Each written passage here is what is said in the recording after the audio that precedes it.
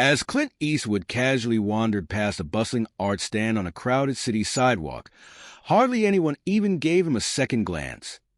Just another face in the sea of strangers, just another passerby lost in the rhythm of the streets. But the moment he paused, picked up a painting, and silently listened to the young woman behind the stand, everything shifted. Because this wasn't just any artist. Sophie Carter wasn't painting for mere recognition or to chase some dream of fame. She was fighting for her life, pouring every ounce of hope, fear, and desperation onto those canvases. And what happened next? It became an unforgettable moment, because in true Clint Eastwood fashion, he didn't just buy a painting. He changed the course of her future forever. But to understand the weight of that moment, we need to go back to the sterile walls of a hospital room where Sophie first realized just how steep the battle ahead of her would be. The fluorescent lights flickered overhead, casting a cold, pale glow over the white walls. The sharp scent of antiseptic clung to the air, mixing with the faint, steady beeping of monitors from the next room. Sophie Carter sat stiffly on the crinkled paper of the hospital bed, her hands clenched tightly in her lap. Across from her, Dr. Patel adjusted his glasses, his expression careful. Too careful. Sophie already knew what was coming. She had heard this tone before, that measured, practiced gentleness doctors use when delivering news no one wanted to hear. "The treatment is working," he said, his voice carrying a fragile sliver of hope. "But you'll need at least 2 more rounds of chemotherapy." Sophie barely reacted. She had been through this too many times. The pain, the sickness, the exhaustion, it had all become routine. But what she wasn't prepared for was what he said next. "I understand your family is struggling with the costs." Dr. Patel hesitated, then sighed. "Unfortunately, without insurance coverage for the next round, the out-of-pocket expenses will be." He trailed off for a second before finally saying it. "Substantial." Beside her, Sophie's mother let out a shaky breath. Sophie didn't have to look to know she was fighting back tears. The medical bills had already drained them dry. Their savings? Gone. The last round of treatments had pushed them to the brink. And now, this? For the first time in a long time, Sophie felt a new kind of fear settle in her chest. Not fear of dying, but fear of what this would do to her parents. She wasn't afraid of the pain, but she was terrified of watching them lose everything trying to save her. The drive home was silent. Her mother gripped the steering wheel so tightly that her knuckles turned white. Her father's voice had been hoarse when he promised that everything would be okay. But Sophie could hear the lie in it. That night, lying in bed, staring at the ceiling, she felt her heart pounding. She refused to let this be their reality. She refused to be a burden. And then, like a lightning bolt striking her mind, it hit her. Art. It had always been her escape, her passion. But maybe now, it could be her salvation. If she could create something meaningful, something people would want to buy, maybe she could fight back in her own way. By morning, her decision was made.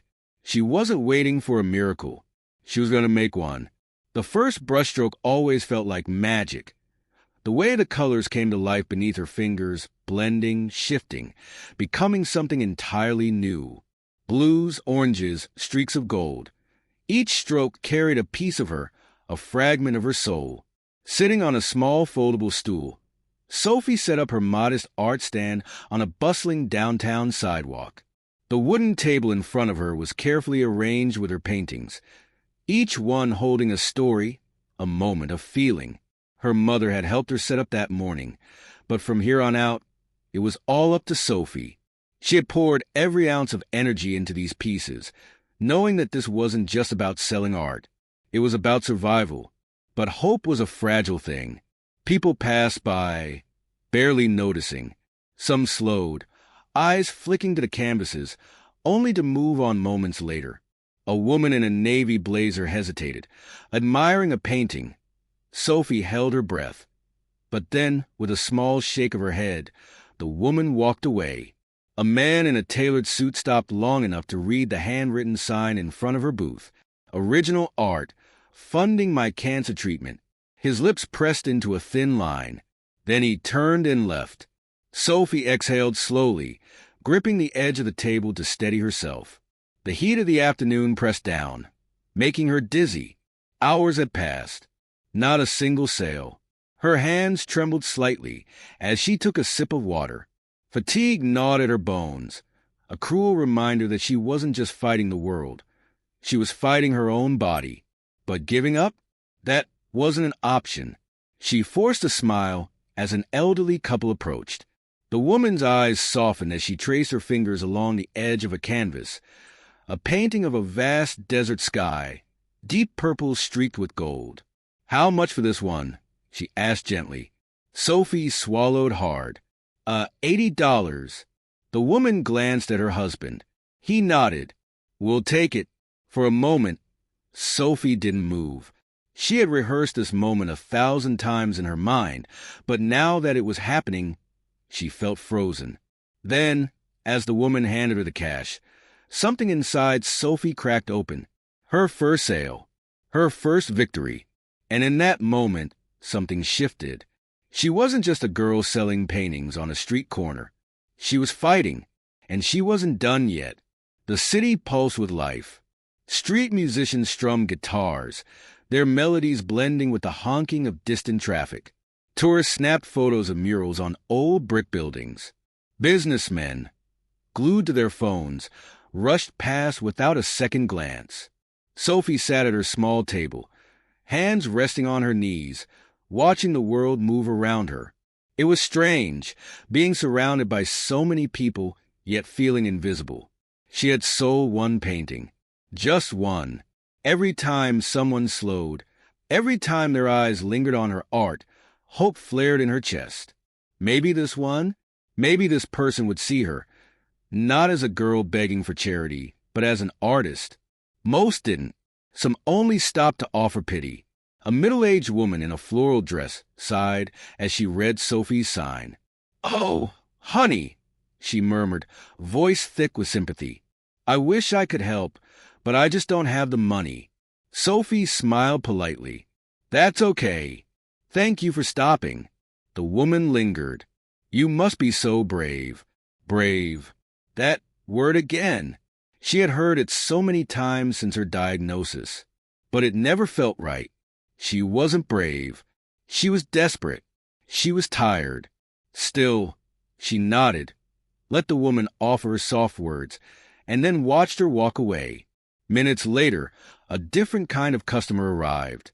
A man in a leather jacket, sunglasses perched on his head, strolled up to her stand. He studied her paintings for a moment, then let out a low chuckle. "No one buys real art anymore, kid," he muttered. "You should try selling prints. Or, I don't know, TikTok commissions." Sophie's hands curled into fists. She swallowed the sharp retort burning on her tongue, forcing herself to stay calm. She had heard it all before. People who didn't understand, people who thought dreams weren't worth fighting for. "I don't need your advice," she said simply. "I just need to fight." The man snorted but didn't argue. He turned and disappeared into the crowd. Sophie exhaled slowly. She wasn't going to let frustration win, because somewhere in the city, she knew her miracle was waiting, and she was ready to find it. Maybe today, maybe tomorrow, someone would notice her art, and that would be the turning point. But by the fourth day, Sophie was already drained. Her body ached, having been perched on that hard metal stool for hours. The weakness from her chemo treatments made everything feel 10 times harder, and the scorching summer heat pressed against her skin, making her dizzy and lightheaded. She had only sold 3 paintings so far, 3. But that wasn't nearly enough. Not even close. Despite her best efforts to stay positive, the weight of reality was beginning to settle in, creeping up like a shadow she couldn't shake off. Perhaps the man in the leather jacket was right after all. Maybe no one cared. Then, as if the universe heard her thoughts, someone stopped. Someone who wasn't just any passerby. A journalist. She was young, perhaps in her late 20s, with a notebook in one hand and a press badge clipped to her bag. Her dark brown hair was loosely tied up in a ponytail, and when her eyes locked onto Sophie's stand, they practically lit up. "This is beautiful," she exclaimed, pointing to one of Sophie's Twilight cityscape paintings. "Did you paint all of these yourself?" Sophie blinked, nodding slowly. "Yeah." The journalist smiled, pulling out her phone. "I run a small online arts blog. I love finding hidden talent in the city. Mind if I take a few photos?" Sophie hesitated for a second, her heart racing. "Wait, really? You want to take photos?" For the next few minutes, the woman snapped pictures of the paintings, of Sophie sitting at her stand, of the small handwritten sign that explained why she was selling her artwork. Then the question came, the one Sophie hadn't expected. "What's your story?" And so, Sophie shared it all. The hospital visits, the medical bills piling up, how she was determined to not let her parents carry the burden alone. The journalist listened intently, nodding thoughtfully as she scribbled down notes. "People need to hear this," she said. "I'll make sure they do." Sophie wasn't too hopeful. People made promises all the time. But the next morning, everything was different. As she arrived at her stand, there were more people stopping by, not just glancing at the paintings, but actually buying them. A woman bought 2 paintings in a row. A young couple debated over which canvas to take home. By noon, Sophie had sold more than she had in the last 4 days combined. Then her phone buzzed. It was a message from Lucas, her best friend. "Dude, check this out." She clicked the link, and there it was, an article with the headline, "Fighting for Art, Fighting for Life." The teen who's painting her way through Chemo. At the bottom of the article were thousands of shares. Her heart raced. This was real. But even then, she didn't know just how big this moment was about to become, because her biggest customer yet was already on his way. The afternoon sun cast long shadows across the sidewalk, stretching past Sophie's stand as another wave of pedestrians hurried by. The city buzzed with movement. People lost in their own worlds, their own worries, their own distractions. Sophie wiped the sweat from her brow, trying to push aside the dizziness creeping up on her. Her body was screaming at her to rest, but rest wouldn't pay for her chemo. She exhaled, adjusting the stack of paintings on her table. Sales had picked up thanks to the blog feature, but she was still a long way from her goal. That's when it happened. Something in the air shifted. A quiet presence, a stillness that felt completely out of place amid the chaos of the city. Sophie felt it before she saw him. A tall, older man had stopped at her stand. He wasn't like the others. He wasn't distracted by his phone, wasn't rushing to some appointment. He stood completely still, his hands tucked into the pockets of a weathered leather jacket, a cowboy hat pulled low over his face. He wasn't just glancing at the paintings. He was studying them, really taking them in. Sophie barely paid him any attention at first. After all, she'd seen all sorts of customers before. Curious tourists, skeptical businessmen, distracted shoppers who pretended to be interested only to walk away.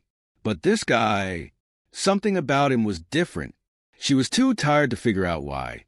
"See anything you like?" she asked, her voice hoarse from talking all day. The man smirked just slightly, just enough for her to notice. "Depends," he said, his voice gravelly and slow, unmistakably familiar. "What's the story behind these?" Sophie hesitated. Most people just asked about the prices. They didn't care about the stories. She took another look at him, really studying his face for the first time. He was older, his face lined with age, but his piercing blue eyes were sharp, steady, as if they had witnessed 100 lifetimes and still weren't easily impressed. There was something about him that reminded her of an old Western movie. Clearing her throat, Sophie replied, "I paint because I have to," she said simply. "It's the only thing I can control right now." He didn't blink, didn't say a word. He just waited, allowing the silence to fill the space. And so, Sophie told him everything. She told him about the diagnosis, the ticking clock the doctors had given her, and how every brushstroke wasn't just about surviving. It was about taking back control of her life. When she finished, the man didn't offer sympathy. He just nodded, as though he understood. Then, without a word, he reached out and picked up one of her paintings. a black and white desert landscape, the silhouette of a lone cowboy standing in the distance. The contrast between light and shadow, the vast, endless sky above. It was one of Sophie's favorites. It had taken her weeks to perfect it. He studied it for a moment, then with a slow nod he said, "I'll take this one." Sophie barely reacted. She'd done this a dozen times before. Customers picking a piece, handing over cash, and walking away. But this time was different. She swallowed, running a hand through her short hair. Okay, it's $200. The man didn't reach for his wallet. Instead, he pulled out a checkbook. Sophie blinked. No one carried checkbooks anymore. She watched as he uncapped a pen, moving slowly and deliberately. He scribbled something on the check, tore it from the book, and handed it to her. Sophie took it hesitantly, barely gripping the paper. When she looked at the check, her breath caught in her throat. The number written in bold, neat handwriting wasn't $200. It was $50,000. Her hand started to tremble. This can't be right," she whispered, barely able to speak. The man smirked again, tilting his hat back just slightly, revealing his face fully. Sophie's heart stopped. It was Clint Eastwood, the legend, the icon. The man whose films her dad had made her watch growing up. The man whose stare alone had defined generations of cinema. And here he was, standing in front of her, buying her art. No! Changing her life. Sophie could hardly breathe. I can't take this." Clint's eyes didn't waver. "It's not charity," he said firmly. "It's a damn good painting." Sophie felt as though the ground had disappeared beneath her. People were starting to notice now. Pedestrians nearby had stopped and were whispering. Someone even pulled out a phone and snapped a picture. But Sophie didn't care about the crowd. She was looking at Clint, really seeing him. And she saw something deeper in his expression, a quiet understanding.